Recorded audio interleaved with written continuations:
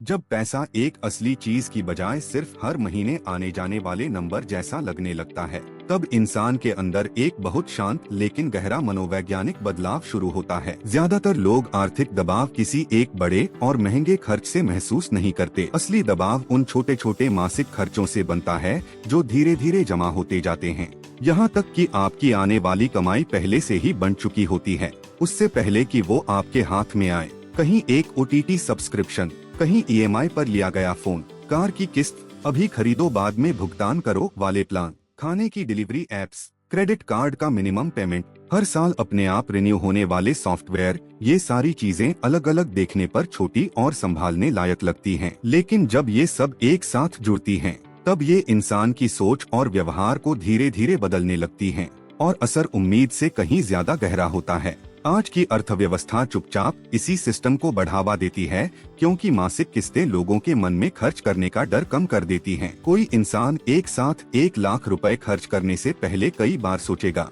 लेकिन वही रकम अगर छोटी छोटी EMI में बांट दी जाए तो दिमाग उसे अलग तरीके से देखता है। अब ध्यान असली कीमत पर नहीं बल्कि सिर्फ हर महीने कितना देना है, इस पर चला जाता है। यही आधुनिक उपभोक्ता अर्थव्यवस्था का सबसे बड़ा मनोवैज्ञानिक बदलाव है। लोग अब लंबे समय के हिसाब से फैसले नहीं लेते, बल्कि छोटी अवधि की भावनाओं के आधार पर खर्च करने लगते हैं। पहले के समय में बड़ी चीज खरीदने के लिए लोगों को पहले बचत करनी पड़ती थी, इंतजार करना पड़ता था। यही इंतजार एक प्राकृतिक फिल्टर की तरह काम करता था, जो फालतू और भावनात्मक खर्चों को रोकता था। लेकिन आज सब कुछ उल्टा हो गया है। अब पहले चीज मिल जाती है और उसके परिणाम आने वाले महीनों और सालों में धीरे धीरे चुकाने पड़ते हैं। खुशी तुरंत मिलती है, लेकिन उसका आर्थिक बोझ धीरे धीरे महसूस होता है। इसी वजह से दिमाग उस खुशी को उसकी असली कीमत से जोड़ नहीं पाता। समस्या तब और बढ़ती है जब कई मासिक खर्च एक साथ जुड़ने लगते हैं। अलग अलग देखने पर हर भुगतान छोटा लगता है,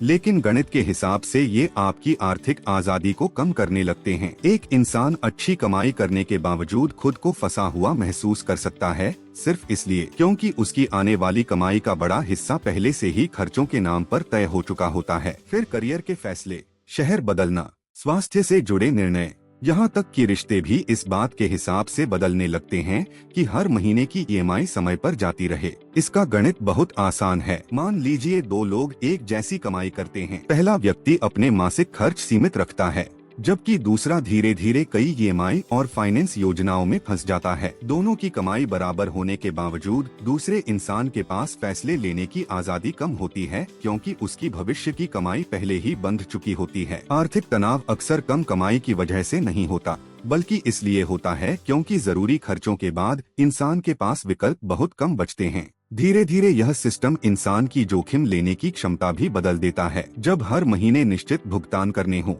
तब लोग सुरक्षित रास्ता चुनने लगते हैं। वे नई शुरुआत करने से डरते हैं, नौकरी बदलने में देर करते हैं, खराब माहौल सहते रहते हैं और लंबे समय के फायदे की बजाय तुरंत स्थिरता को प्राथमिकता देने लगते हैं। इस तरह कर्ज और मासिक भुगतान सिर्फ पैसों को प्रभावित नहीं करते, बल्कि इंसान के आत्मविश्वास, पहचान और आजादी की भावना को भी बदल देते हैं। जिस इंसान पर कम आर्थिक बोझ होता है, वह अनिश्चित परिस्थितियों का सामना ज्यादा खुलकर कर पाता है। व्यवहारिक अर्थशास्त्र में इसे कॉग्निटिव बैंडविड्थ की कमी भी कहा जाता है। जब इंसान बहुत सारे आर्थिक दायित्वों को एक साथ संभालता है, तब उसकी मानसिक ऊर्जा सिर्फ चीजों को चलाए रखने में खर्च होने लगती है। भविष्य की योजना बनाने की क्षमता धीरे धीरे कमजोर होने लगती है। यही कारण है कि कई बार अच्छी कमाई करने वाले लोग भी लगातार तनाव महसूस करते हैं। बाहर से उनकी जिंदगी ठीक दिखती है, लेकिन अंदर से पूरा सिस्टम दबाव पर चल रहा होता है। इतिहास में भी ऐसे उदाहरण कई बार देखे गए हैं। जब जब आसान कर्ज और आसान फाइनेंसिंग बढ़ी,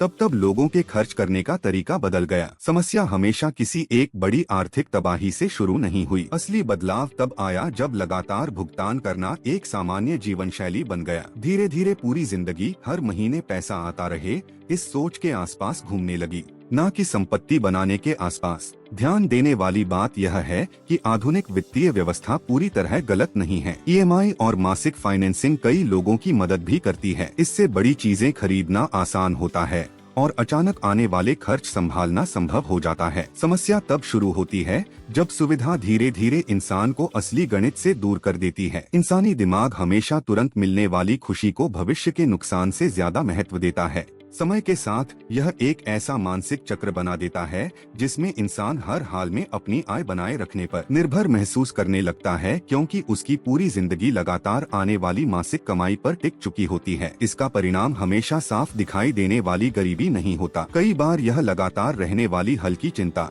थकान या हर महीने यह महसूस होना होता है कि पैसा आते ही खत्म हो गया।